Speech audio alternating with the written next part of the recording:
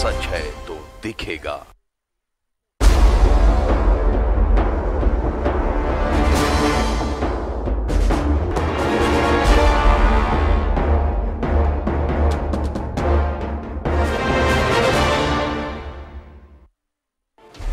जमशेदपुर कांड में आज होगा सच से सामना।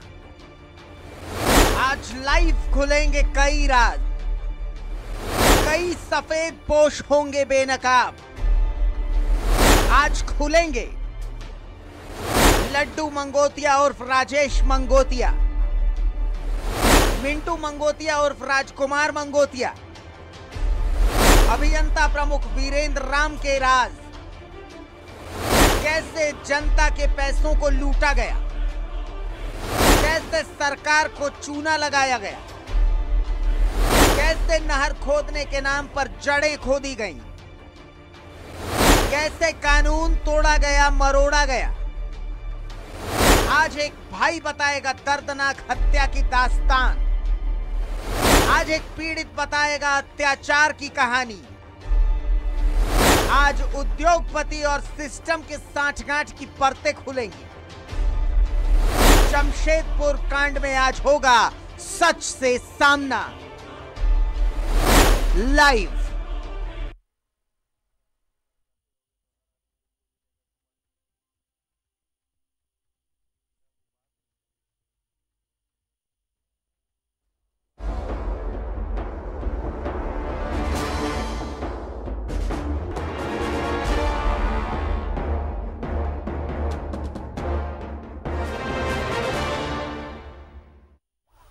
होटल अल्कोर में लॉकडाउन के दौरान शराब और शबाब का खेल हुआ, लेकिन इस खेल में कई राज सामने आए।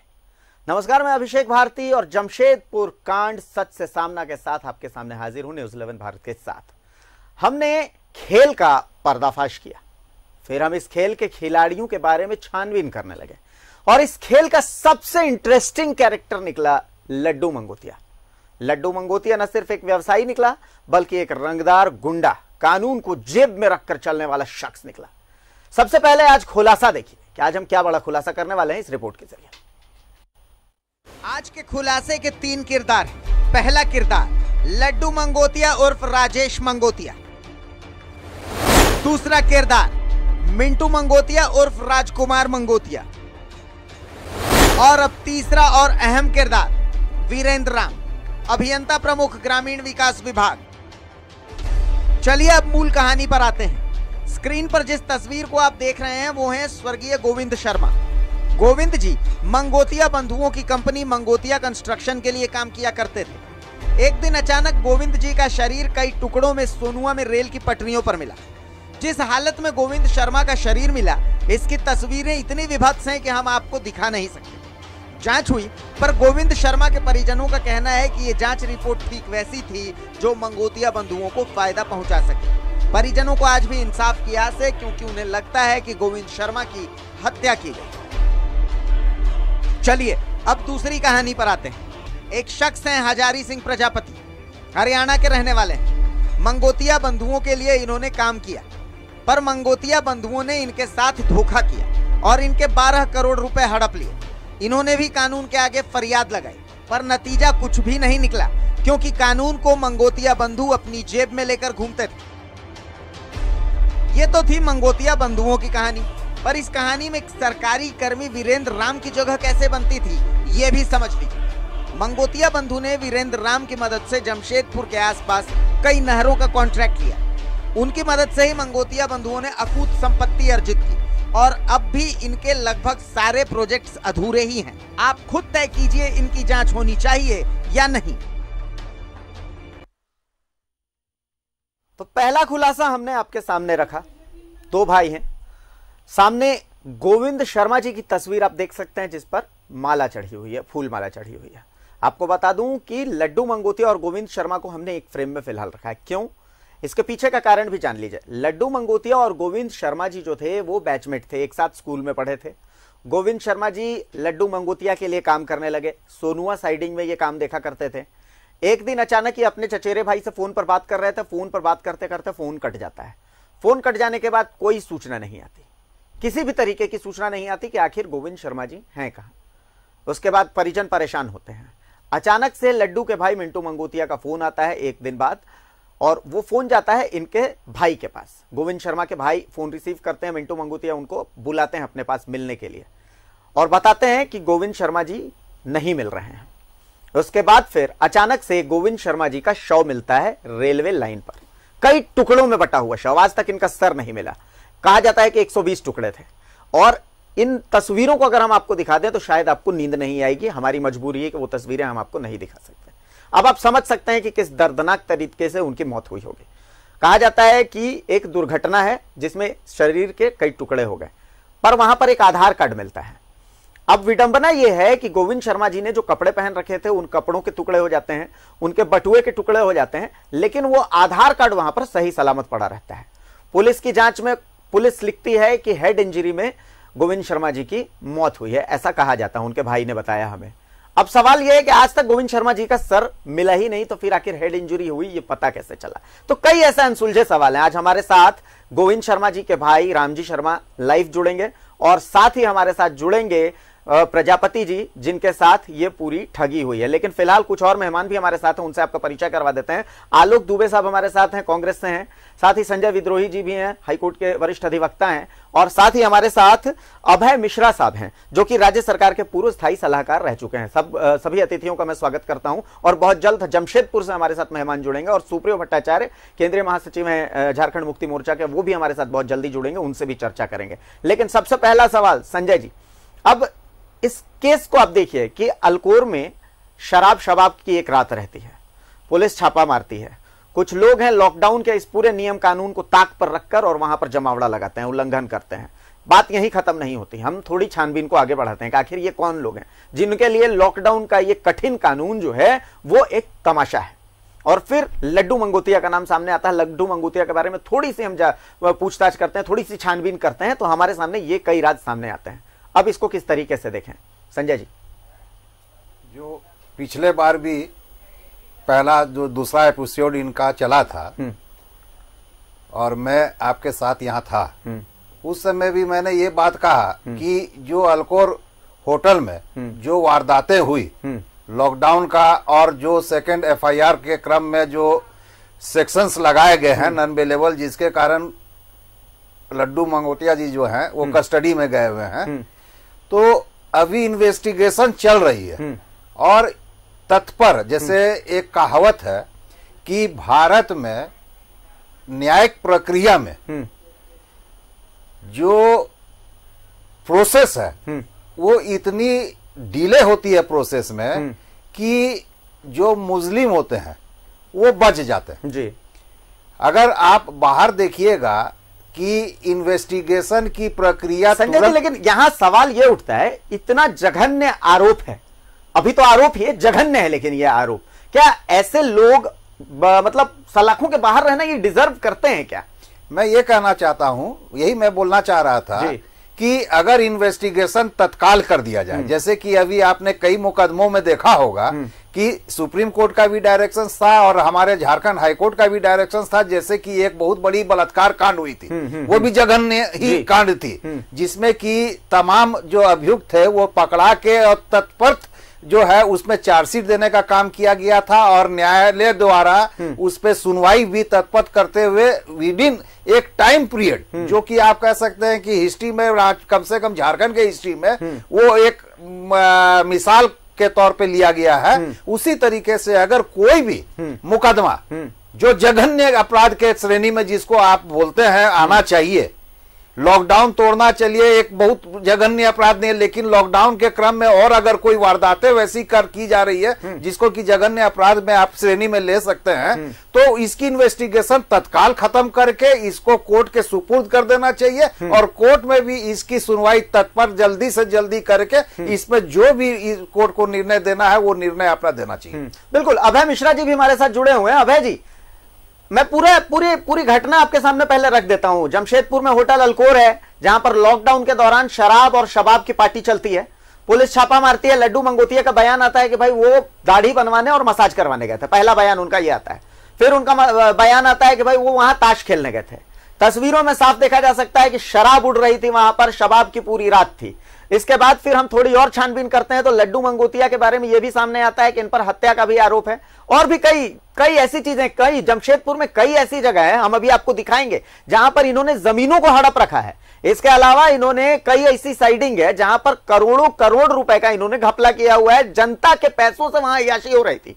हत्या का आरोपी है, जनता के पैसों से भ्रष्टाचार का आरोपी है। क्या ऐसा आरोपी बाहर रहना डिजर्व करता है? अभय जी, देखिए, दो बातें हैं जहां तक मैंने अभी सुना आपके द्वारा। एक मामला है हत्या का, दूसरा मामला है शासन आदेश के अवरोध और ना मानने का। आप ये सोचे कि जब पूरा राष्ट्र संकट के दौर में गुजर रहा है और शासन ने एक आदेश दिया है कि आप सभी को शासन का आदेश मानना है और आप होटल खोलकर वहां गुलछर्रा उड़ाते हैं, एक नैतिकता का भाव आप देखें इसमें। अपराध से ज्यादा एक नैतिकता का भाव है। आप ये सोचे कि जिस लिए राष्ट्र मर रहा हो, गरीबों को भोजन नहीं मिल रहा हो, तो धनाढ्य अपने लिए सुख का साधन खोजते हैं। आप अभी हमारे संजय विद्रोही जी बिल्कुल कह रहे थे, जघन्य अपराध से ज्यादा मैं इसे नैतिकता का हार्स बताता हूं। चूंकि मान लेते हैं कि किसी भी होटल में अगर कोई गलत कार्य हो रहा है तो जाने वाले कौन है? व्यक्ति हैं, नागरिक हैं, जिन्हें ये आभास है कि राष्ट्र संकट के दौर पर है, हमें ये जघन्य कार्य, अनैतिक कार्य नहीं करना चाहिए। और जहां आप दूसरी बात बता रहे हैं कुछ हत्या की अनैतिक, या बहुत प्रकार की, मुझे ऐसा लगता है अनैतिक एक छोटा शब्द हो जाएगा, इसलिए कि इसी लॉकडाउन के दौरान कई गर्भवती महिलाएं इलाज नहीं मिलने के कारण अपने दम तोड़ दे रही हैं, अपने बच्चों से हाथ धो बैठ रही हैं, उन्हें प्रॉपर इलाज नहीं मिल पा रहा। और इसी लॉकडाउन के दौरान कुछ लोग हैं वो इस तरीके की अय्याशी कर रहे हैं, और वो भी जनता से चूसे गए पैसों से। ये इसलिए और ज्यादा जघन्य हो जाता है क्योंकि ये इन पर भ्रष्टाचार का भी मामला है। आपने जो शब्द का बिल्कुल आपने सही कहा, नैतिकता जो है वो बहुत छोटा शब्द नहीं है। नैतिकता समाज में सामाजिक समरसता और अपने मानवता मूल्यों के हर्ष का शब्द है। और अगर मानव और एक धनाढ्य व्यक्ति और एक बड़ा व्यक्ति खुद नैतिकता को नीचे चला जाता है तो समाज उसका अनुसरण करती है। और समाज जब एक मानव मूल्यों का अनुसरण एक नैतिकता से नीचे चला जाता है तो इससे बड़ा कोई अपराध नहीं हो सकता। ये बच्चे से लेकर के महिलाओं तक और समाज तक इस नैतिक मूल्यों का। चलिए, जिसके साथ ये अपराध हुआ उस परिवार पर क्या गुजरती है। गोविंद शर्मा जी की हत्या हुई। गोविंद शर्मा जी के भाई हैं रामजी शर्मा। रामजी शर्मा उनके भाई हैं, वो हमारे साथ जुड़ चुके हैं जमशेदपुर से सीधे। जो सच का सामना की हम बात कर रहे थे वो सच का सामना अब होने वाला है। लड्डू मंगोतिया को इस सच का सामना करना पड़ेगा। रामजी शर्मा हमारे साथ हैं और साथ ही हमारे साथ हजारी सिंह प्रजापति भी हैं जिन्होंने लड्डू मंगोतिया के लिए काम किया और लगभग 12 करोड़ रुपए इनके गबन कर गए लड्डू मंगोतिया, यानी जो मंगोतिया बंधु हैं वो दोनों हमारे साथ हैं। सबसे पहले हम रामजी शर्मा का रुख करते हैं। प्रभात, रामजी शर्मा का रुख करते हैं। रामजी शर्मा कुछ कहना चाहते हैं। सबसे पहले क्या लगता है क्या हुआ गोविंद शर्मा जी के पास, दर्शकों को बताएं वो। बिल्कुल, क्या हुआ था गोविंद शर्मा जी के साथ, रामजी शर्मा जी पूरे बताएं। सर, सबसे पहले तो मैं न्यूज 11 का आभार व्यक्त करता हूं कि मेरे को एक प्लेटफॉर्म दिया गया कि मेरे परिवार को न्याय मिले। तो मैं न्यूज 11 के सभी पदाधिकारी और कर्मचारी का आभार व्यक्त करता हूं। और जो भी लोग हैं, जैसे मेरे को मालूम चला है कि सुप्रियो भट्टाचार्य जी हैं, आलोक दुबे जी हैं, सबसे मेरा हाथ जोड़ के निवेदन है कि मेरे भाई की हत्या की गई है। और आपको ज्यादा मैं समय नहीं लूंगा, 2-3 बिंदु ही बताऊंगा कि अगर मेरे भाई रेलवे लाइन में कटे, उनकी बॉडी चिथड़ा चिथड़ा हो गई, उनका सर नहीं मिला और पूरा बॉडी चिथड़ा चिथड़ा हो गया। और आधार कार्ड, अगर ये बोलते हैं कि रात में 8 बजे बॉडी कटा, आधार कार्ड रात में 8 बजे से लेके सुबह 12 बजे तक सही सलामत आधार कार्ड कटा नहीं, खरोंच नहीं आया, कुछ नहीं हुआ। तो ये जांच का विषय है।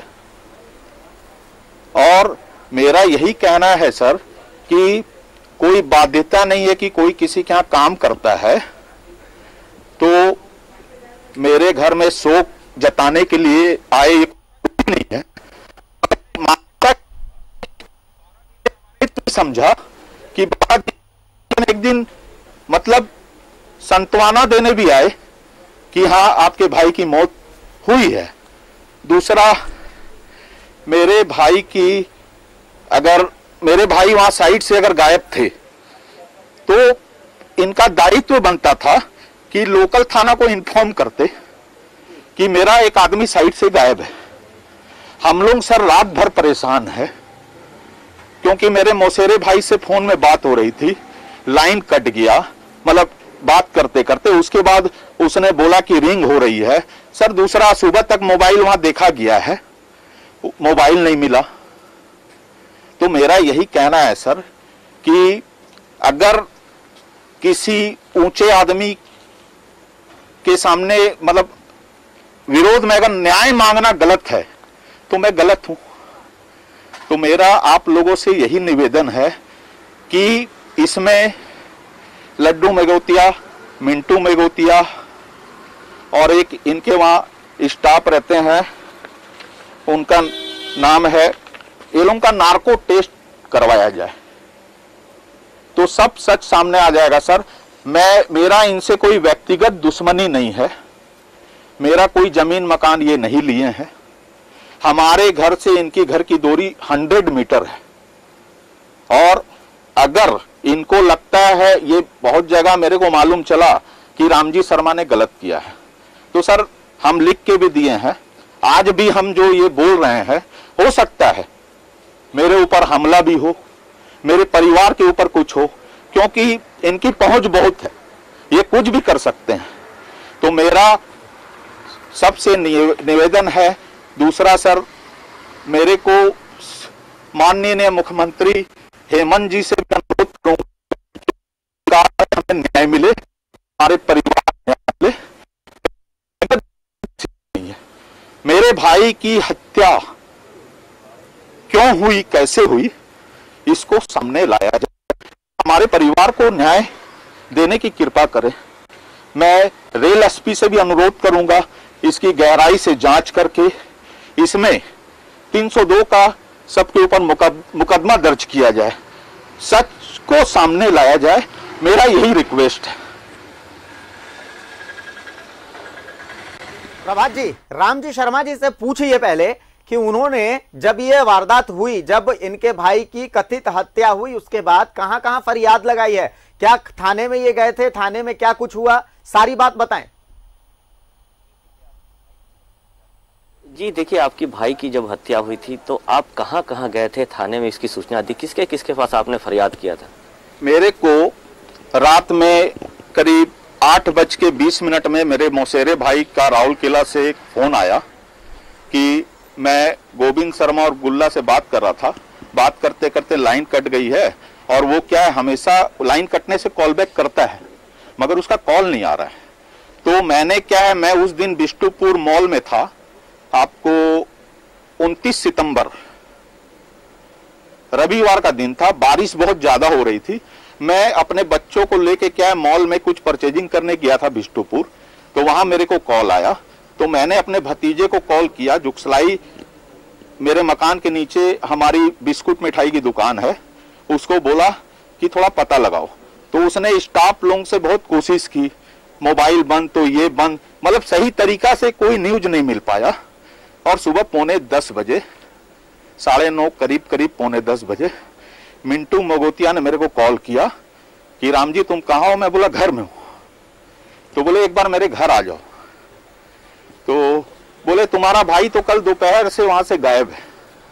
तो मैं बोला नहीं, ये तो आप गलत बोल रहे हैं, मेरा भाई शाम को 6 बजे तक आपके साइड में था, इसका मेरे पास एविडेंस है, आप गलत मत बोलिए। तो बोले कि ऐसे ऐसे रेलवे में मतलब लाश मिला है। तो अब आप सोचने वाली बात है कि 12-14 घंटा जिस साइड में वो रहता था वहां से 1/2 किलोमीटर दूर उसका डेड बॉडी मिला है, और ये लोग बोलते हैं रात भर हम खोजें। रात भर खोजने से हाफ किलोमीटर में आपको डेड बॉडी नहीं मिलेगा, और वह मिल गया। दूसरा, अगर आपके साइड से कोई आदमी गायब है तो आपको लोकल थाना में इंफॉर्मेशन देना चाहिए कि हमारा आदमी अभी तक लौट के नहीं आया है। तो मेरा यही कहना है सर। तो आप उसके बाद थाना गए थे, किसके किसके पास गए थे? नहीं, हम फिर क्या है कि देखिए, हम बाई रोड से, मेरे मामा रहते हैं चाईबासा में, उनको मैं खबर किया, हम लोग वहां गए, पहले बॉडी कलेक्ट किए, उसके बाद में हम लोग का हालत था वहां चकद्धरपुर थाना में, हम लोग को बोला कि आप जब तक लिख के नहीं दीजिएगा आपको बॉडी नहीं मिलेगा। तो हम बोले क्या लिखना है, मेरी हालत उस समय वैसी नहीं थी। उन्होंने जो जो बोला मैं लिखता गया, लिख के दे दिया।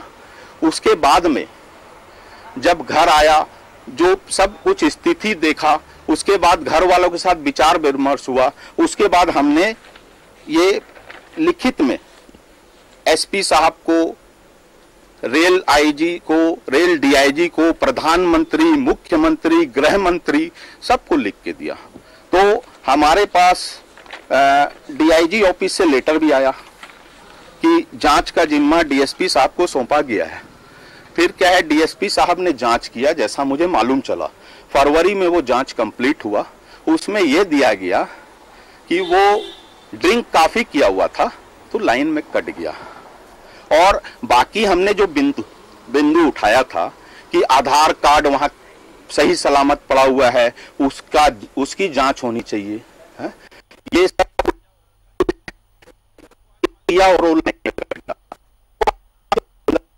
चलिए, रामजी शर्मा अपनी बात रख रहे हैं। राम जी आपके पास वापस आएंगे, थोड़ी तकनीकी खामी हो गई है, राम जी की आवाज हम तक नहीं आ रही है। लेकिन मेरा अब सवाल आलोक जी से। आलोक जी, पूरी घटना आपने देखी, आपने सुनी, एक भाई की फरियाद है, ये इसे फरियाद ही कहेंगे कि उसे कहीं से भी न्याय नहीं मिला है। वो रो रहा है, बोलते बोलते वो रो जा रहा है, आंखें डबडबा जा रही हैं। आप सोच सकते हैं कोई शख्स कानून को किस हद तक जेब में लेकर के चल रहा है कि उसके भाई की हत्या वो करवा देता है और किसी थाने में केस तक, एफआईआर तक दर्ज नहीं होती। अब क्या कहें आलोक जी, इंसाफ की उम्मीद रखें अब हेमंत सरकार में? देखिए, बिल्कुल भारती जी, जिस दिन आपने ये पहला मुद्दा जब उठाया था कि होटल अल्कोर में जो है वो लॉकडाउन की कानून को तोड़ा गया, तो लोगों ने इसको बहुत साधारण वे में लिया जी। मुझे याद है उस दिन भी मैं डिबेट में आया था, पहली रात लोगों ने उसको साधारण तरीके से लिया और उन्हें जो है घर जाने दिया, उन लोगों को जिन लोगों के ऊपर में ये आरोप थे। लेकिन मैं धन्यवाद देता हूँ न्यूज़ 11 को जी, जिसने दूसरे दिन, और शायद लगता है मुझे झारखंड के इतिहास में यह पहला मौका होगा कि दोबारा प्राथमिकी दर्ज की गई और जमशेदपुर के गलियारे से निकलकर पुलिस मुख्यालय तक ये मामला पहुंचा और दोबारा एफआईआर दर्ज हुआ। और उसके बाद जितने तथ्य सामने आ रहे हैं, लोगों ने कभी इसकी कल्पना भी नहीं किया था कि झारखंड जैसे ग्रामीण परिवेश में इस तरह का भी खेल हो सकता है, नंगा नाच हो सकता है, जहां पूरा प्रदेश कोरोना महामारी से जूझ रहा है। सामर्थ्यवान हो चाहे मध्यम वर्गीय हो, हर लोग उदारता के साथ लोगों की सहायता कर रहा था, मदद कर रहा था। लेकिन इन लोगों की जब करतूत सामने आई तब ये लगा कि ये साधारण व्यक्ति नहीं है।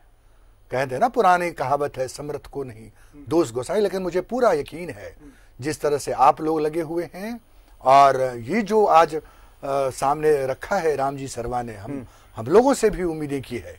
तो इस उम्मीद पर जो है कि ये सही कहा संजय जी ने कि जिस तरह से कानून फैसले ले रहा है, वो जमाना दूर चला गया जब कानून फैसले लेने में देरी करता था। अब कानून फैसले कर रहे हैं। झारखंड का न्यायालय 2 कदम आगे बढ़कर संज्ञान ले रहा है। मैं देख रहा हूं कई ऐसे मुद्दे आए झारखंड में, आपके न्यूज को भी जो है उन्होंने टेक ओवर किया, कई अखबारों के न्यूज पर उन्होंने संज्ञान लिया। आलोक जी देखिए, यहाँ विडंबना देखिए, वो शख्स इतना डरा हुआ है, वो टीवी पर आके बोल रहा है कि मुझ पर हमला भी हो सकता है, लेकिन चूंकि मुझे इंसाफ चाहिए इसलिए मैं आज यहाँ पर सामने आया हूं। बहुत हिम्मत की बात है कि पानी में रहकर और उसने मगर से बैर लिया है। तो अब क्या ऐसे शख्स का बाहर आ जाना इस शख्स के लिए, और इस शख्स क्या मैं कहता हूं पूरे जमशेदपुर के लिए, हमारे लिए, आपके लिए, हर किसी के लिए खतरा नहीं है, पूरी मानवीयता के लिए खतरा है? बिल्कुल सही कह रहे हैं आप। और जिस तरह से ये मामले सामने आए हैं, जघन्य हत्या के, कि जिस तरह से हत्या किया, हत्या के भी कई प्रकार होते हैं, लेकिन ये जो रामजी शर्मा जी उनके भाई जो विलख रहे हैं, तो ये हमारी जिम्मेदारी है।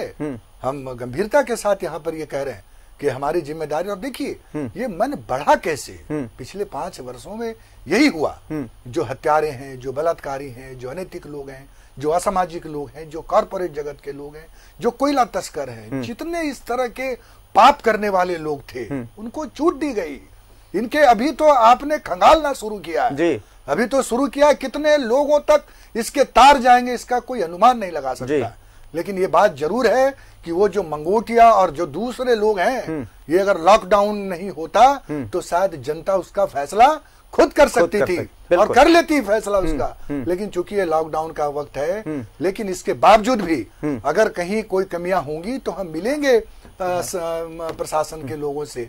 और ये हमारी जिम्मेदारी है कि जिसने भी जो है वो रामजी शर्मा के भाई की हत्या की है, ये दुखद ये है कि सितंबर 30 तारीख को ये जघन्य हत्या होती है और अब तक हम उसको इन्वेस्टिगेट नहीं कर पाए हैं कि कौन लोग इसमें शामिल। इसका मतलब है कि इट्स ए बिग कंस्पिरेसी। कमाल की बात आप देखिए कि जो सर मिला ही नहीं, वहां पर इंजुरी की बात है रिपोर्ट में। अब ऐसी रिपोर्ट पे आप विश्वास कैसे कर सकते हैं? बिल्कुल वही कहा मैंने कि इन लोगों के हाथ इतने मजबूत हैं, इतने बड़े हुए हैं कि उस शख्स का इन्वेस्टिगेशन अब तक नहीं हो पाया। और कौन लोग, कानून पकड़ना तो बहुत दूर की बात। बिल्कुल। अभय जी के पास हम चलते हैं। अभय जी, अब आप देखिए, एक भाई है, उसके भाई की हत्या हो जाती है, वो लाइव चैनल पर बोल रहा है कि ये लोग मुझे मरवा भी सकते हैं। वो डरा हुआ इतना, कितना उस शख्स का डर है, आप खौफ है, आप ये देखिए। और उसके बाद फिर आप इसे समझ लीजिए कि क्या ऐसे शख्स का सलाखों से बाहर आ जाना, क्या अगर एक दिन के लिए भी ये शख्स अगर सलाखों से बाहर आता है तो इस केस को वो प्रभावित नहीं करेगा? अभय जी देखिए, कानूनी प्रक्रिया और जांच की प्रक्रिया अलग अलग होती है। जांच जो है वो पुलिस करती है, और जो इसमें मैंने अभी पढ़ा और देखा संजय विद्रोही जी का जो मैंने वक्तव्य सुना था। आपको थोड़ा सा रोक रहा हूं। एक दर्शक हमारे साथ जुड़े हुए हैं, जमशेदपुर से जुड़े हुए हैं, कुछ कहना चाहते हैं। जी बोले। हेलो। हाँ बोले साहब, आपकी आवाज आ रही है, बोले। मैं महोदय सबसे पहले न्यूज 11 का शुक्रगुजार हूँ कि इस मुद्दे को इतने अच्छे तरीके से प्रकाशित किया है। जी धन्यवाद। और न्यूज 11 के द्वारा जिस मुद्दे को उठाया गया और जिस तरह के लोगों को जमानत नहीं होनी चाहिए और इसके लोगों के ऊपर हत्या का केस दर्ज होना चाहिए, और जिन जिन लोगों का इस पर हाथ है जी, उन सभी के ऊपर कानूनी प्रक्रिया होनी चाहिए। चलिए, बहुत बहुत शुक्रिया। यानी एक दर्शक ये कह रहे हैं, एक दर्शक, हम अभय जी मैं आपको बता दूं, एक दर्शक हमारे साथ जुड़े थे जिनकी ये मांग है कि लड्डू मंगोतिया पर हत्या की भी धारा लगनी चाहिए और ऐसे शख्स को बाहर नहीं आना चाहिए, कठोर से कठोर कार्रवाई। अब आप अपनी बात पूरी करें अभय जी। जी मैं वही कह रहा था, कानून की प्रक्रिया अलग है, जांच की प्रक्रिया अलग है। इस पूरे घटनाक्रम में 3 बातें आती हैं। एक हत्या का मामला आता है, एक लड्डू मंगोतिया जी के द्वारा किए गए गलत कार्यों का मामला आता है, दूसरा आता है लॉकडाउन के तहत या लॉकडाउन के तहत शासन आदेश का नहीं मानना और उस समय अनैतिक कार्यों का चोरी छुपे अपने होटल में एक गलत कार्य करना। अब तीनों मामले में बिल्कुल मैं संजय विद्रोही जी के बात पर अटल हूं। वो उनका कहना है कि जांच की प्रक्रिया बिल्कुल यथासिद्ध हो और कानूनी प्रक्रिया तेज की जाए। और जो तीसरा जो है, एक जिसमें आप पहले ही देख चुके हैं, एक बार प्राथमिकी हुआ तो कुछ कम धाराओं में हुआ, दोबारा प्राथमिकी हुआ तो कुछ ज्यादा धाराओं में हुआ। तो इस प्रकार का लचर व्यवस्था नहीं, एक कानूनी प्रक्रिया को तेजी कर और एक बिल्कुल पारदर्शी तरीके से तीनों चीजों की जांच हो, क्योंकि जांच तो कानून का के तहत ही हो सकता है। चलिए, जांच और पुलिस कर सकती है, बिल्कुल बिल्कुल न्यायालय कर सकता है। तो ये एक महिला हमारे साथ जुड़ी हैं, हम उनसे भी बात करेंगे, वो कुछ कहना चाहती हैं। एक महिला हमारे साथ जुड़ी है, तो हम सीधा उन महिला का रुख करते हैं कि वो क्या कुछ कहना चाह रही हैं। जी कहिए, न्यूज़ 11 में स्वागत है आपका। लगता है उनसे संपर्क टूट गया है हमारा। हम उनसे निवेदन करेंगे अगर उन्होंने फोन किया है तो वो फिर से फोन करें। लेकिन इस बीच एक बार संजय जी का रुख करते हैं। संजय जी, आपने सुन लिया अभय मिश्रा जी की बात। अब जांच, कानूनी जांच और पुलिसिया जांच, दो अलग अलग चीज उन्होंने बताई, ठीक है, लेकिन यहां पर तो जांच को ही प्रभावित कर दिया जा रहा है, तो कैसे उम्मीद रखे कि यहां पर न्याय मिल सकता है? संजय जी, प्रभावित अगर जांच को करता है कोई भी, तो ये जांच एजेंसी की काम है और उसको देखने का काम कोई भी, जैसे कोई भी जो मुकदमा होता है, कोई भी घटना घटती है, तो घटना घटने के बाद में जो उसकी प्रथम रिपोर्ट दी जाती है थाना में, और उसके बाद जो है इन्वेस्टिगेटिंग ऑफिसर नियुक्त किए जाते हैं थाना इंचार्ज के द्वारा, और ग्रेविटी ऑफ द ऑफेंस देख के उसके हिसाब से वो अपना जांच का जिम्मा देते हैं अपने पदाधिकारी को। तो ये हमारे कानून में प्रावधान है कि किसी भी जांच में किसी तरह का भी कोई हस्तक्षेप नहीं कर सकते। चलिए संजय जी, एक दर्शक हमारे साथ रांची से जुड़े हुए हैं, कुछ कहना चाहते हैं। जी साहब बोलें, कुछ कहना चाह रहे हैं आप? जी सर, आप जो अभी दिखा रहे हैं जी, ये न्यूज 11 है, सच है तो दिखता है। जी जी, धन्यवाद, बोले। और ये आप अपने तरफ से दिखा रहे हैं, लेकिन इसमें एक खामी क्या है जी? कार्रवाई न्यूज 11 कभी नहीं दिखा सकती है, कार्रवाई नहीं कर सकती है, वो कानून के रखवाले लोग करेंगे जी। आज लॉकडाउन में किसी का इमरजेंसी है, हॉस्पिटल जाना है, तो उनके लिए लॉकडाउन है, और ये लोग महारथी लोग ऐसे काम करते हैं जी। तो इसमें प्रशासन जो पकड़े और पहले जो लिपापोती कर दिए जी, तो इससे सिर्फ इनका ये लॉकडाउन तोड़ना कानूनन अपराध नहीं है, सिस्टम में बैठे लोगों कितना भ्रष्ट है, इस चीज को समझना होगा। और ये थोड़ा आपको इससे पीछे जाना पड़ेगा, क्योंकि तत्कालीन मुख्यमंत्री रघुवर दास जी और सुनील वर्णवाल जी, उनके जो प्रधान सचिव थे जी, वो पूरा झारखंड को बाढ़ में भ्रष्टाचार की बाढ़ में बहा भिंगा दिया है।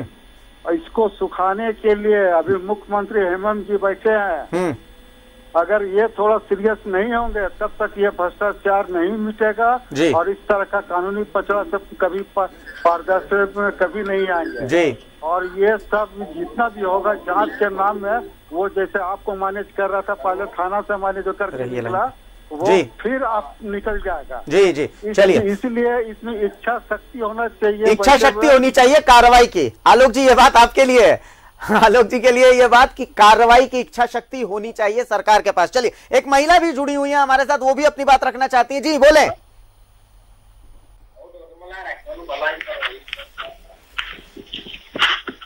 जी अपनी बात पूरी करें, कुछ कहना चाहती हैं आप? हेलो जी बोलिए बोलिए। नमस्कार सर। जी बोलें। नमस्कार, मैं हरियाणा से किरण बोल रही हूँ। जी बोलें किरण जी। मेरे को लड्डू मंगोटिया के बारे में कुछ बोलना है। जी बोलें बोलें। मेरे पापा लड्डू मंगोटिया के पास काम करते थे जी। तो वहाँ पर साइड पे कैंप में मैं और मेरी मम्मी लेटे हुए थे।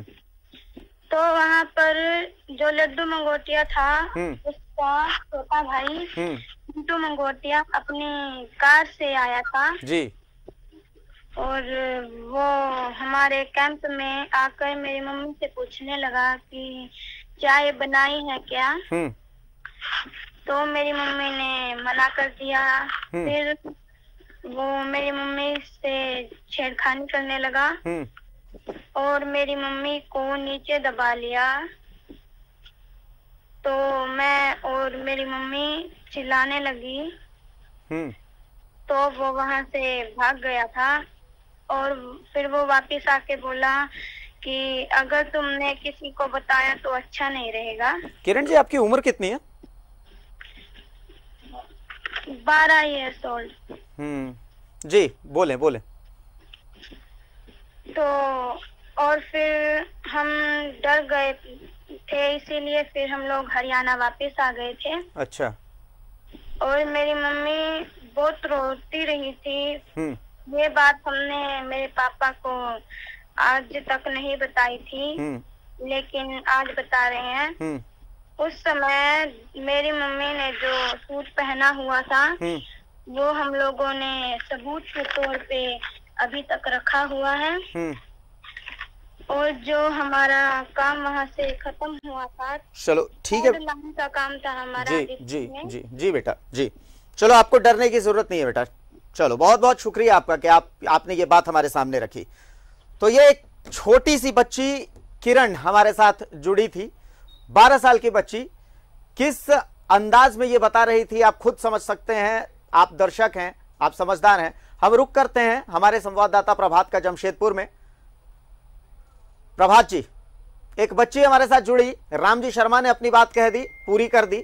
अब एक बार हजारी जी भी आपके साथ हैं, जिनके साथ करोड़ों की ठगी हुई है। एक बार हजारी जी के भी क्या कुछ हुआ उनके साथ, यह भी सुन लेते हैं। जी, आपके साथ क्या हुआ था, आप कैसे आए थे काम करने और क्या है पूरी घटना बताएं। पहले सर हम यूपी में काम करते थे, गोरखपुर एरिया में, वहाँ काम चलता था। इसका क्या नाम लड्डू मंगोटिया का अगली साइड पिछली चलता था। वहाँ पे हरिशंकर तिवारी कंपनी थी, गंगोत्री इंटरप्राइज। वहाँ पे एक टी तिवारी होता है, तारकेश्वर तिवारी, उसने हमारे से मशीन किराए पे ले गए और इनके ऊपर में क्या नाम है लड्डू मंगोटिया वाली कंपनी में लगाई। ये भटनी की बात है, जिला देवरिया की, यूपी की। तो हमारे को वहाँ पे बुलाया गया कि ऐसे ऐसे काम है भाई। मैं गया, वहाँ पे इनका आदमी होता था बबलू नाम से, बबलू श्रीवास्तव। उससे हमारी बात हुई। बात होने के बाद उन्हें क्या नाम है 1 लाख रुपए एडवांस देने के लिए बोला। उसको 1 लाख रुपए एडवांस दे दिया, उसने 90,000 रुपये हमारे को मिला जी। हमने काम चालू कर दिया, वहाँ काम करते रहे हम, काफी दिन काम किया हमने वहाँ पे काम किया 2008 से।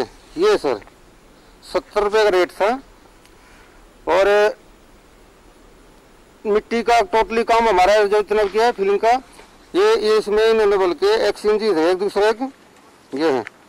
इन्होंने वहाँ पे हमारे को लेटर बना के दिया था पूरा, ताकि भाई अपने गाड़ी गुड़ी जो भी है। उसके बाद वहाँ काम खत्म कर दिया हमने, वहाँ काम खत्म कर दिया हमने। काम खत्म करके हमारा पेमेंट मिल गया हमारे को। हम वहाँ के बाद में चले गए गाँव में जाने के बाद फिर यहाँ से 2012 में हमने काम शुरू, 2011 में इन्होंने फोन किया, 2012 में हमने आकर और काम शुरू कर दिया। इन्होंने करीब 6-7 महीने तक तो पैसा नहीं दिया। कहाँ पे? ये दालमोमगढ़ के एरिया में कैनाल का काम था, बहुत बड़ा चौड़ा काम किया जी। उस दौरान इन्होंने बल्कि 3 मशीनें भी उतरवाई थी नई पोकलैंड, ये कबेलको की। पहले पुरानी मशीन दे रखी थी, उसके बाद में इन्होंने नई मशीन दी थी। रेट खोल के भाई ये 700 रुपये घंटे के हिसाब से डीजल मेरा। वहाँ काम करते रहे हमने पैसा मांगा, भाईचारा हमने ज्यादा बढ़ा लिया जी। भाईचारा ज्यादा बढ़ा लिया तो उसके बाद में बोले भाई क्या नाम है पैसा मिलता रहेगा, कोई दिक्कत नहीं है, हम आपको एक मकान दिखा देते हैं और मकान देख लो। उन्होंने मकान दिखाया, यहाँ पे है जी इसका घोड़ा चौक में बहुत बड़ी बिल्डिंग है। अब करीब ये आपको मिल जाएगा और 6.5 करोड़ रुपए आसपास का। क्या इन्होंने थाने में जाकर के कंप्लेंट की थी? प्रभात जी इनसे पूछें, क्या इन्होंने थाने में जाकर के कंप्लेंट की? क्या आपने थाने में जाके कंप्लेंट की थी? उस समय तक काम चल रहे थे सर, उस समय तक काम चल रहा था। उसके बाद ये क्या नाम 2013 में किया हमने, फिर 13 में यहाँ से लगा के अपना घोड़ा चौक से लगा, सुंदरनगर से लगा के और धोबनी तक जादू घोड़ा के एरिया में। इसी साथ में फिर कर दिया 3rd लाइन में चालू।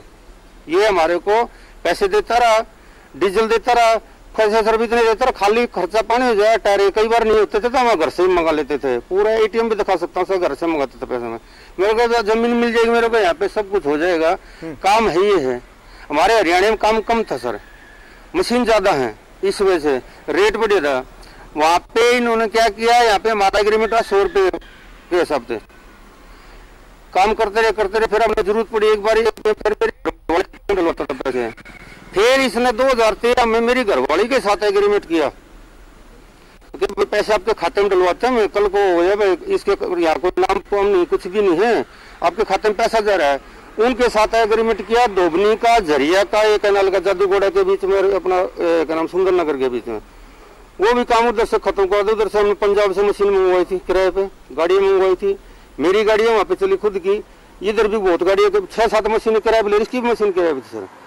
हम पैसे मांगने लगे ना लास्ट में, तो इन्होंने क्या किया कि भाई हमारा काम करो आप सीकेपी में। चलिए ठीक है, आप ये बताएं, बहुत लंबा, आपके कितने पैसे बकाए हैं पैसे मांगने जाने के बाद? क्या होता था? पैसे थोड़े बचे थे सर ये। उसके बाद में यहाँ पे लास्ट में आदित्यपुर थर्ड लाइन में जब हमने बोल दिया भाई हम सीकेपी नहीं जाएंगे, आपका काम पूरा होगा, हमारे पैसे दे दो। इसका जो छोटा भाई मिंटू वो जाता था, वो कई बार गलत हरकत भी करता था सर वहाँ पे। एक बार मेरे को तो आज ही पता लग गया, वो मेरी मिसेज के साथ में भी मतलब कई बार गलत बोले, आज ही फोन करके बताओ ना। तो लास्ट में इन्होंने हमारे पीठ कर दी कि मेरा वहाँ काम करो सीकेपी में। सीकेपी में नहीं करूंगा सर मैं, सीकेपी में बताते नक्सलाइट एरिया वगैरह है वहाँ पे नहीं करूंगा, वहाँ कहने लगा काम था बहुत बड़ा, तो मैंने वहाँ मना कर दिया। इन्होंने फिर शाम को क्या थाने में मामला दर्ज हुआ? प्रभात इनसे सवाल पूछे, क्या थाने में मामला दर्ज हुआ? ये थाने गए तो देखिए सीधा बताइए, तो थाने में आपका मामला दर्ज हुआ ये बताएं सीधा, बाद बाकी चीज बताएं। वहाँ इन्हें 14 को हमारी गाड़ियां छीनी, मारपीट करी ऑफिस में भी। फिर हम गए थाने में जाकर हमारी कहीं कोई सुनाई नहीं, हम थे बाहरी आदमी। शाम को 3000 रुपए देकर इन्होंने मेरे पास अभी भी लिखे हैं, 3000 रुपए दे मारपीट कर सबको बिठा दिया ट्रेन में। अब आगे ना जंग से मार देंगे, अगर किसी को रिपोर्ट भी किया तो हमारे ऊपर तक पहुंच है। सब आदमी बता रहे हैं ऊपर पहुंच। थाने में आपने रिपोर्ट की फिर? नहीं सर, उस टाइम नहीं की। उसके बाद में फिर इन्होंने 11वें महीने में 2014 में इन्होंने हमारे को बुलाया। चलिए हजारी जी के पास, प्रभात जी हजारी जी के पास वापस आएंगे, इनकी पूरी बात सुनेंगे। फिलहाल हमारे साथ सुप्रियोदा भी जुड़ चुके हैं। सुप्रियोदा, बहुत बहुत स्वागत है आपका। सुप्रियोदा, दो मामले अभी सामने आए, दो मामले सामने आए। एक पीड़ित हमारे साथ हैं, वो आपसे फरियाद कर रहे हैं, आपकी सरकार से फरियाद कर रहे हैं कि भाई हमारे भाई की हत्या हो गई है। उनका आरोप है कि ये हत्या जो है वो लड्डू मंगोटिया और मिंटू मंगोटिया ने मिलकर करवाई है।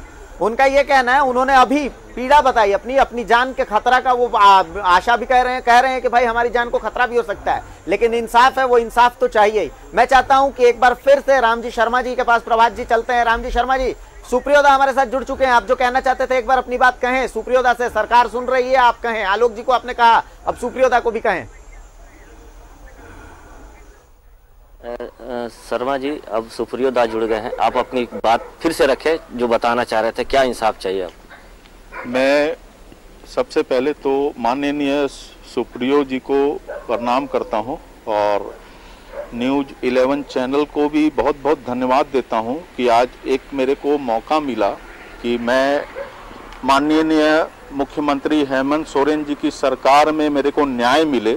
यही मैं अपील करना चाहूँगा सुप्रियो जी से कि मेरे भाई की, हम लोगों को शक नहीं यकीन है कि मेरे भाई की हत्या की गई है। और मैंने आवेदन में सब बिंदु लिखा है कि आज एक इंसान का अगर रेलवे लाइन में बॉडी पूरा चीथड़ा हो गया सर, उसके बाद अगर आधार कार्ड सही सलामत 12 घंटा कैसे वहां पर है जी, बॉडी का चिथड़ा हो गया और आधार कार्ड एकदम फ्रेश है। चलिए राम जी, इंसाफ की मांग कर रहे हैं, इंसाफ की मांग कर रहे हैं आप। चलिए अब क्या है, अब आपकी बात जो है हम सुप्रियोदा तक पहुंचा देते हैं। सुप्रियोदा, रामजी शर्मा के भाई गोपाल शर्मा की मौत हो गई थी, यूं कहें रेलवे पटरी पर 120 टुकड़ों में उनकी डेड बॉडी मिली थी, सर आज तक नहीं मिला। पुलिस के पास गए इंसाफ की मांग को लेकर के, पुलिस से इंसाफ नहीं मिला। लड्डू मंगोटिया और मिंटू मंगोटिया की कंपनी में वो काम किया करते थे। अब दूसरे शख्स जो है हजारी जी, उनके साथ ऐसा है कि उनके 12 करोड़ रुपए बकाया है लड्डू और मिंटू मंगोटिया के पास। इनकी पत्नी के साथ भी बदसलूकी की, एक 12 साल की बच्ची ने फोन किया कि उसकी मां के साथ गलत अत्याचार किया, वो सामने खड़ी थी, आज तक उसने वो सूट संभाल कर रखा और वो फोन पर रो रही थी। अब सुप्रियोदा, क्या ऐसे शख्स के लिए क्या सरकार कार्रवाई करेगी? क्या ऐसा शख्स बाहर रहना के काबिल है? सलाखों के पीछे नहीं रहना चाहिए ऐसे शख्स को? सुप्रियोदा। नहीं देखिए, कोई भी मौत हो या हत्या हो, मौत हो तो वो तो दुखद है और हत्या तो जघन्यतम है जी। और उस पे जो भी पुलिस अनुसंधान कर रही होगी, हमको लगता है क्योंकि पिछले 5 वर्षों में जिस प्रकार से शासन तंत्र चला, पुलिसिंग के ऊपर में पूरी एक दबाव था, राजनीतिक दबाव था, तो उसका तो हम लोगों ने बार बार देखा। हम लोगों ने देखा है कि कैसे पुलिस के जो सबसे बड़े अधिकारी होते हैं, डीजीपी, वो सरकार के विषय में बखान करते थे। और अपने चेंबर में बैठ के नारा लगाते थे जी। तो इस प्रकार से पुलिसिंग होगा तो थोड़ा सा तो आदमी को निराशा होता है। लेकिन अब चूंकि चीजें बदल गई है, हेमंत सोरेन जी की सरकार है और पुलिसिंग और सेंसिटिव पुलिसिंग और सीरियस पुलिसिंग हम लोगों का उद्देश्य है। और अभी के जो पुलिस के मुखिया है वो भी इतने दक्ष है और साथ साथ उनका पूरा टीम है, जमशेदपुर का पुलिस का टीम है, चाहे राज्य भर के सभी जगह के टीम, जो भी चीजें हुई है आज तक अनुसंधान में यदि कोई चीजें छूट गई होंगी उन चीजों को भी खोजकर उचित कार्रवाई होगी। और व्यक्ति चाहे कितना भी बड़ा हो, वो ना शासन से बड़ा हो सकता है, ना कानून ना आइन से बड़ा हो सकता है। इसलिए उसको जो कानून सम्मत जो चीजें रहेंगी उसी के अनुसार उनके साथ में बर्ताव होगा। उस बर्ताव के तहत वो जेल में भी रह सकते हैं और भी कठिन उनको पनिशमेंट मिल सकता है। या यदि निर्दोष कोई होगा अनुसंधान में तो वो बाहर भी रहेगा, सम्मान रहेगा। लेकिन जघन्यतम काम करने वाले लोगों के लिए समाज में कोई स्थान नहीं होता। उनका स्थान बहुत जो सबसे महंगा हम लोग यहाँ पर होटवार में बना है, सबसे महंगा भवन है वो और कड़ा सुरक्षा भी है, उसमें आराम से चक्की पिसवाने का जो हम लोगों का जो इरादा है वो हम गलत लोगों के साथ जरूर करेंगे। नहीं तो राम जी की तरफ से एक सवाल मैं पूछता हूं कि क्या हम उम्मीद, चूंकि देखिए 120 टुकड़ों में आज तक गोपाल शर्मा का सर नहीं मिला, लेकिन जो पुलिस ने रिपोर्ट दी है उस रिपोर्ट में हेड इंजरी को मौत का कारण बताया गया है। जब सर ही नहीं मिला तो हेड इंजरी कैसे हो सकती है? यानी ये एक बच्ड अप रिपोर्ट थी। अब इस रिपोर्ट के बेसिस पे क्या किसी का कन्विक्शन हो सकता है? इस केस को तो नए सिरे से जांच की जरूरत है। तो क्या उम्मीद करें कि सरकार इसमें इनिशिएटिव लेगी? सुप्रियोदा, निश्चित तौर पे मैं तो आपको कहता हूं ना, कोई भी केस होता है ठीक है, आप अपने रसूख से उसको कुछ दिन तक दबा सकते हैं, लेकिन अनुसंधान होगा और अनुसंधान जब होगा और जब प्रॉपर अनुसंधान होगा तो उसके ऊपर में प्रॉपर कार्रवाई भी होगी। इसलिए आप लोग निश्चिंत रहिए, कोई भी चीजें जो पिछले 5 वर्षों तक होती रही है उनको आप सोचिएगा कि दबा के हम चल जाए तो वो दबने वाला मामला नहीं है। सभी चीजों पे अनुसंधान होगी, हर चीजों की जांच होगी, जिसमें जरूरत पड़ेगी पुनः जांच के लिए उसमें पुनः जांच इनिशिएट की जाएगी। इसलिए निश्चिंत रहिए, ये सरकार किसी भी दोषी व्यक्ति को, किसी से हम लोगों का कोई पूर्वाग्रह नहीं है, कोई विद्वेषमूलक कार्रवाई नहीं होगी, लेकिन जो न्याय जिसको कहता है न्याय की कार्रवाई निश्चित होगी, ये हम आपको पक्का भरोसा दिलाते हैं। चलिए, सरकार के एक हिस्से का भरोसा मिल गया, सरकार के दूसरे हिस्से की तरफ चलते हैं। आलोक जी, सुप्रिया जी की बात पे कुछ ऐड ऑन करेंगे? बिल्कुल सही कहा इन्होंने कि पिछले 5 वर्षों में जिस तरह से कानून की स्थिति देखी गई है वो किसी से छुपी हुई नहीं है। और आज भी आप देखिए कि कई इनके नेता पुलिस की कार्रवाई पर धर्म संप्रदाय जात से जोड़कर देखते हुए नहीं मानते। तो यकीनन पुलिस का मानवीय चेहरा इस लॉकडाउन के दौरान देखा गया है। नहीं, आप इसी से अंदाजा लगा लीजिए कि एक 12 साल की बच्ची फोन करके और क्या शब्द बोल रही है। आप सोचिए कि उसके मनस्थिति क्या होगी। तो उसने फोन करके और ये बात बोली है। मैं चारों लोगों की बात सुना हूँ, रामजी शर्मा जी वहाँ मौजूद है, उसके बाद प्रजापति जी की भी बात सुना, एक कॉमन मैन की भी बात सुना और एक बच्ची की भी बात को सुना।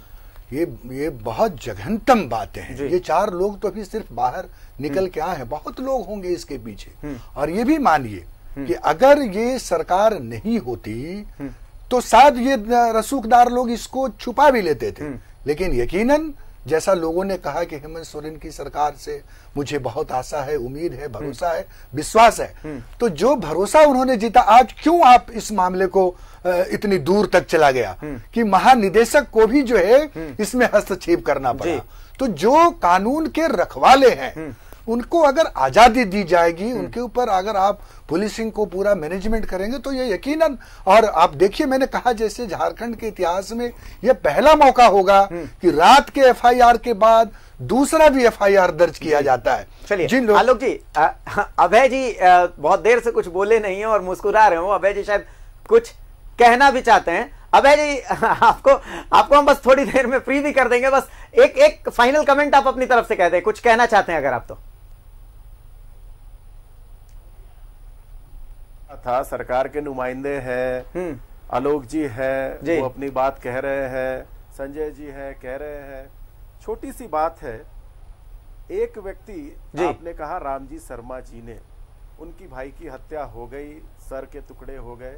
अनुसंधान का महत्व है, अनुसंधान होना था, हुआ नहीं हुआ वो अनुसंधानकर्ता और पुलिस का कार्य है। आपने दूसरी बात उठाई एक किरण, एक छोटी बच्ची की जी। उन्होंने फोन करके आपको कहा कि कभी हमारे माताजी के साथ दुर्व्यवहार हुआ था, उन्होंने प्राथमिकी दर्ज नहीं की, वो प्राथमिकी दर्ज कर सकती हैं। दूसरी बात, एक हजारी जी ने, उनके साथ 12 करोड़ रुपए का घोटाला हो गया, ये भी अनुसंधान का विषय है। तो भाई इसमें सरकार के लोग तैयार हैं, अनुसंधान हो, निष्पक्ष अनुसंधान हो। क्या होता है, बिल्कुल दूध का दूध पानी का पानी हो जाएगा, क्योंकि ये बिल्कुल छोटी सी बात है। अगर एक आपराधिक घटनाक्रम होता है, आपराधिक कृत्य होता है, उसकी प्राथमिकी होती है, उसका अनुसंधान होता है, और अनुसंधान हो जाए तो उसमें क्या महत्व रखता है। एक तीसरा मैंने जो बात कहा था, जो लॉकडाउन में शासन आदेश का विरोध करना, अब वो शासन आदेश का अनैतिक रूप से विरोध करना वो मुझे बहुत खलता है, क्योंकि ये जो एक मामले हैं आपराधिक कृत्य है जी। मगर ये होटल खोलकर एक बार चलाना या अनैतिक कार्य करना वो मुझे बहुत पीड़ा देता है, क्योंकि वो एक सामाजिक रूप से अनैतिक कार्य है।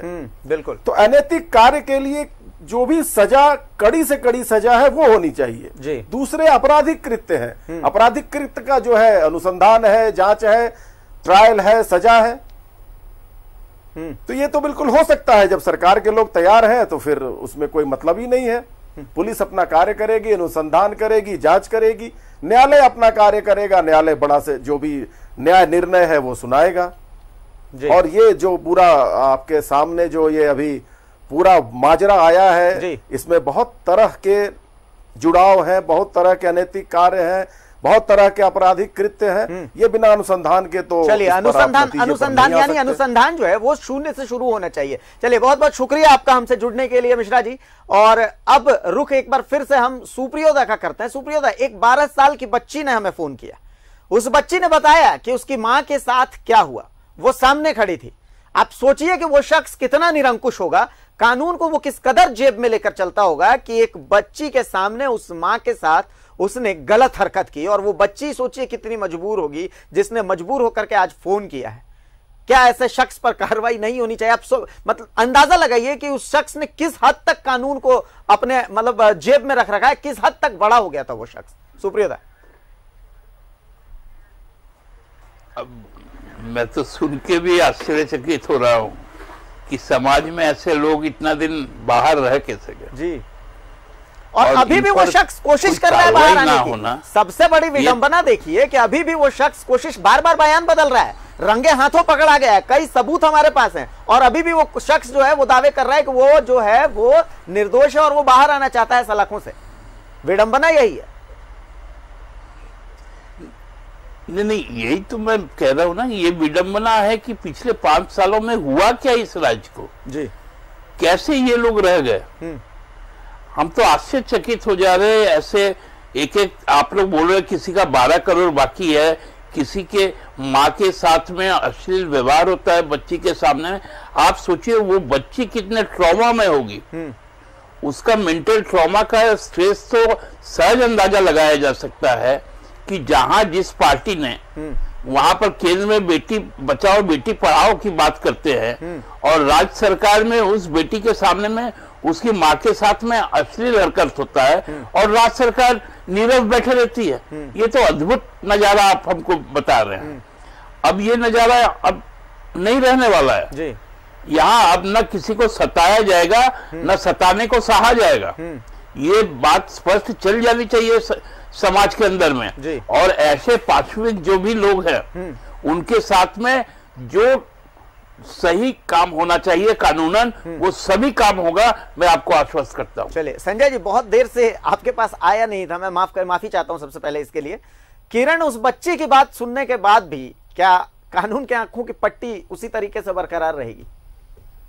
जहां तक कानून की बात आप कहिएगा जी, कानून का रोल उस समय चालू होता है जिस समय कोई भी मुकदमा दर्ज होता है। कोई भी घटना, वो घटना तब तक घटना के श्रेणी में नहीं आएगा, जानकारी में जब तक उसको आप दर्ज नहीं कीजिएगा। इसीलिए कहा जाता है प्रथम इतला रिपोर्ट जी। कोई भी रिपोर्ट जो प्रथम दर्ज किया जाता है और उसमें अगर कोई घटना की जिक्र की जाती है, चाहे वो किसी तरह की घटना हो, जो बच्ची बोल रही है उसमें जो सेक्शंस लगते, जो दफा लगती, उस समय उनको अगर दर्ज वो करते तो उसमें इन्वेस्टिगेशन होता। नहीं, दर्ज करते कैसे संजय साहब? सवाल ये है, जैसे अभी हजारी जी ने बताया, जैसे अभी राम जी ने बताया कि वो थाने जाते थे, वहां से भगा दिया जाता था। आखिर वो एफआईआर दर्ज होगी कैसे? दोनों केसेस में देखिए एफआईआर हमने दिखाया कि रामजी शर्मा के भाई की क्या जो मौत हुई है उसमें भी जो एफआईआर दर्ज है तो वो एफआईआर कहती है कि सर में चोट लगी, जबकि सर मिला ही नहीं। बहरहाल मैं रोक रहा हूं आपको। अमित हमारे साथ जुड़े हुए दर्शक है रांची से। जी अमित जी, कुछ कहना चाह रहे हैं आप? कहें अमित जी, मेरी आवाज पहुंच रही है आप तक? हाँ पहुंच रही है जी। बोले श्रीमान को बहुत बहुत बधाई जी। धन्यवाद। बोले। आपके मैं प्रोग्राम में जो आपके पैनलिस्ट बैठे हुए हैं उन लोगों से एक रिक्वेस्ट है कि ये जितने लोगों का जो मामला अभी आ रहा है सामने, तो वो मामला मैं यही बस इन लोगों से गुजारिश करना चाहता हूं कि उन जितने भी मामले हैं उन पर गहराई से कम विचार करके उस पर कार्रवाई हो। चूंकि आप तो अपना काम कर रहे हैं और बहुत अच्छा से कर रहे हैं जी, और इसके लिए आप बधाई के पात्र हैं। बस यही पैनलिस्ट जितने भी बैठे हैं उन लोगों से यही रिक्वेस्ट है कि ये पूरे मामले की गहराई तक जाएं और उन जो लोग इसमें कृत हैं उनको सजा मिले, तभी हम लोगों को अच्छा लगेगा कि एक न्यूज चैनल ने जो कार्य किया उसका अच्छा तरीका से निपटारा हो। चलिए, शुक्रिया अमित। यही बात अभी मैं संजय जी से बोल रहा था कि जो प्रथम इत्तला रिपोर्ट की बात हो रही थी, एफआईआर की बात हो रही थी, जब वो एफआईआर ही गलत होगी, अगर थाने में वो एफआईआर के समय ही गड़बड़ झाला हो जाएगा तो फिर जो कोर्ट में मामला पहुंचेगा, जाहिर सी बात है वो मामला वो नहीं होगा जो मामला पहुंचना चाहिए। तो इसका आखिर क्या उपाय किया जाए? इसका उपाय है ना सर, माने कानून में ऐसा नहीं है कि थाना में अगर आप जाते हैं और थाना आपको जैसे कि इन्फ्लुएंस्ड है, जो भी अभियुक्त है उसके कारण, माने जैसे थाना में किसी तरीके का भी इन्फ्लुएंस आप कर सकते हैं, बहुत प्रोसेस है इन्फ्लुएंस करने का।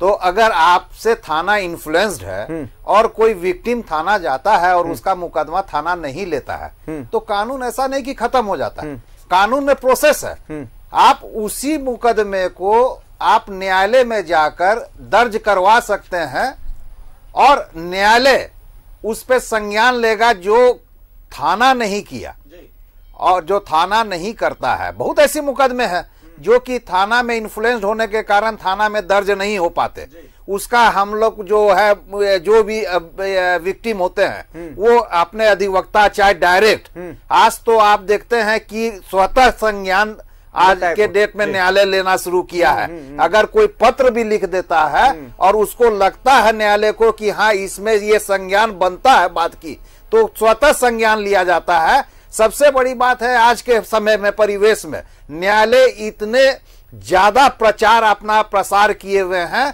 हर जगह पूरे भारत में न्यायिक प्रक्रिया में जबरदस्त बदलाव आया है और उसी के क्रम में हर डिस्ट्रिक्ट में डालसा खोल दिया गया है, डिस्ट्रिक्ट लीगल सर्विसेज अथॉरिटी का निर्माण कर दिया गया, जहां इसी तरह के मुकदमे जो कि थाना नहीं लेते हैं और खास तौर पे जो महिलाएं होती है, जो विक्टिम होती है, वहां खाली जाके बोल देने से वहां पे उनकी कार्रवाई चालू हो जाती है। तो वैसा नहीं है, थाना खाली एक नहीं होता। चलिए, यानी ठीक है, बात से आपकी सहमत हैं, यानी लेकिन सारी बातों का लब्बो-लुआब तो इतना ही निकल रहा है कि इस केस की जीरो से फिर से एफआईआर करने की जरूरत है, फिर से जांच करने की जरूरत है, शुरू से जांच करने की जरूरत है, और साथ ही जरूरत इसकी भी है कि जो सामने आए हैं उन लोगों को भी सुरक्षा मुहैया कराई जाए, उनकी सुरक्षा की जिम्मेवारी हो। और साथ ही एक सीख भी है, सीख यह है कि अब सरकार को कम से कम चेत जाना चाहिए, सरकार को ऐसा उन दबे कुचले लोगों की आवाज बननी चाहिए। लड्डू मंगोतिया पर और भी कई खुलासे हम करेंगे, लगातार खुलासों का दौर जो है वो जारी रहेगा। किसी को भी अगर सच जो है वो दिखेगा, ये हमारा वादा भी है, ये हमारा दावा भी है। लेकिन आज के लिए फिलहाल इतना ही, इजाजत दीजिए मुझे, नमस्कार।